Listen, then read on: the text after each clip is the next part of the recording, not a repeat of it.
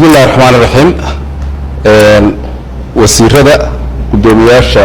قدية حبناها قدية جوكتة حلوانا شرفت له سو دوينتا قيمها بدن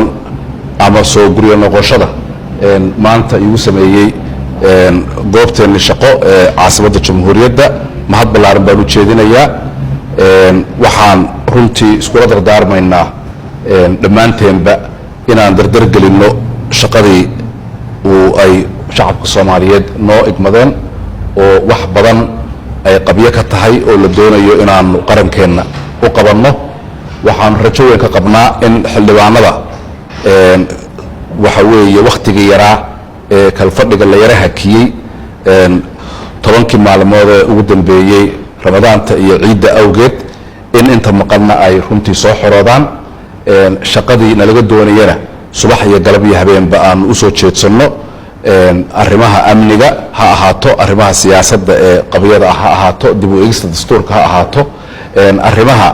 maamulka maaliyadda iyo dhaqaalaha oo ay ka mid tahay sharcigii maamulka maaliyadda arrimahaas oo dhan inaan inta ka hartay kalfadhigan aanu gudanno ayaanu ilaahay ka rajaynaynaa hadduu ilaahay yiraahdo isla maantana maalin shaqo weeye waxa weeye waa wixii kale gaara iyo wixii dardaarana xarunteena ka dhigan doonaa mar labaad aad iyo aad baad u mahadsantihiin wassalaamu calaykum waraxmatullaahi wabarakaatu